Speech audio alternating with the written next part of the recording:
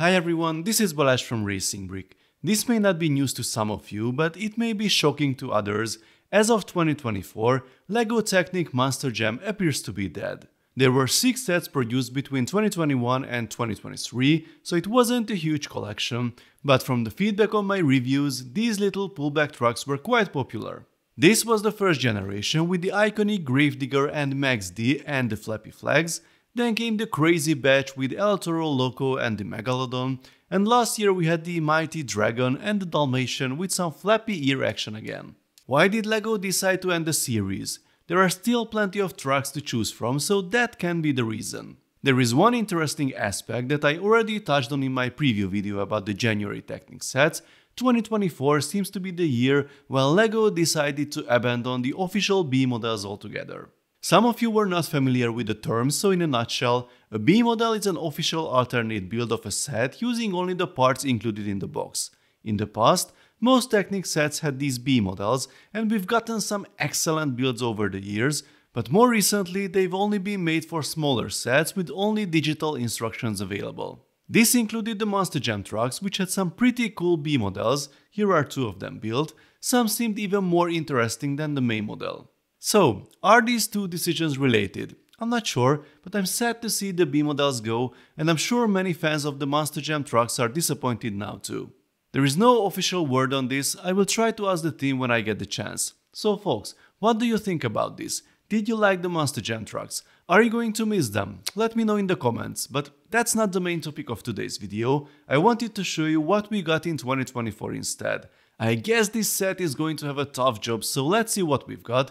This is the 42166 Neon McLaren Extreme E race car.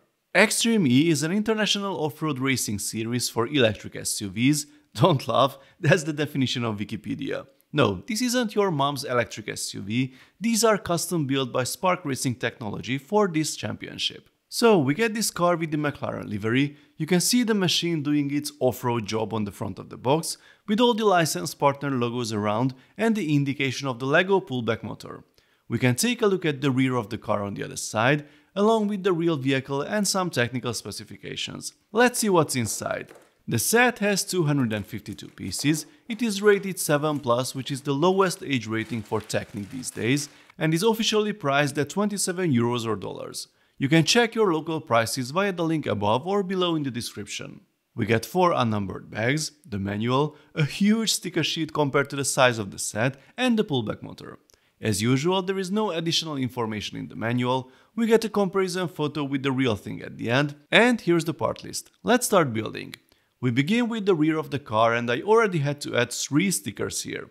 Surprisingly, this isn't the first Technic set with this orange flower piece. I wonder if it has a real purpose. Here comes the pullback motor, and the positioning is quite interesting. We have to slide it first on the axle and then tilt it to find its place. Here's the chassis so far, then we start another section, and I'm happy to see this piece in orange in a new set. Previously, it was only available in the Technic McLaren F1, and it was quite a challenge to buy it on Bricklink. The use of this lime rod is quite unusual.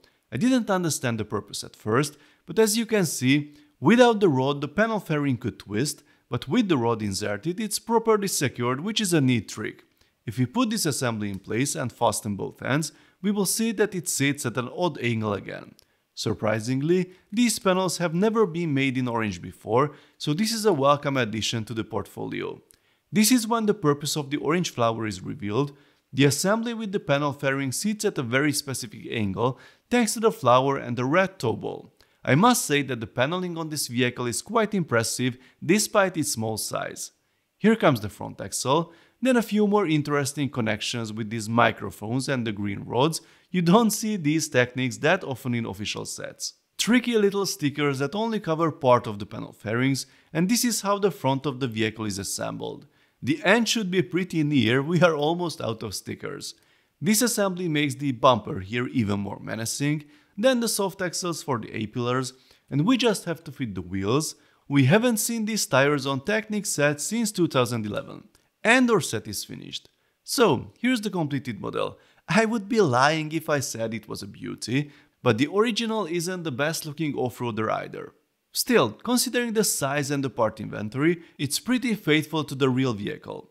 You could say that the sheer amount of stickers contributes to this, of course, but interestingly, none of them attempt to replicate shapes or features. Apart from these two things here at the rear, the rest are all sponsor stickers.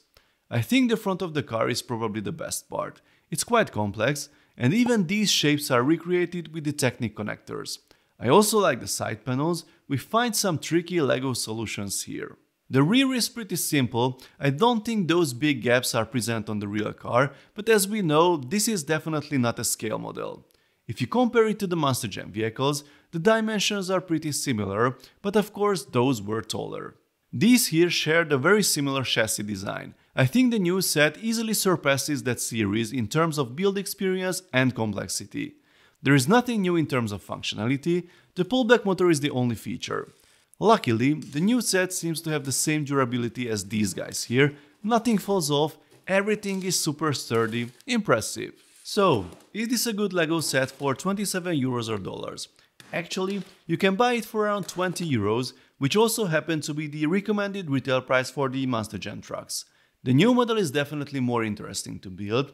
I wouldn't say it's prettier, but that's very subjective, just like the aesthetics of the Audi e-tron. Then again, the Monster Jam trucks all had B models at that price, and I don't think any of them were this sticker heavy.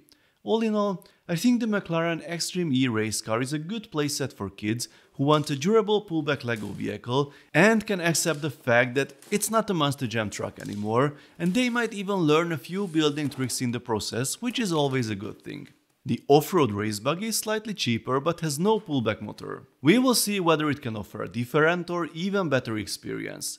Please let me know, folks, what you think of the set in the comments. Hit that thumbs up button if you enjoyed the video, and don't forget to subscribe with notifications if you don't want to miss my upcoming LEGO videos. See you next time, bye bye.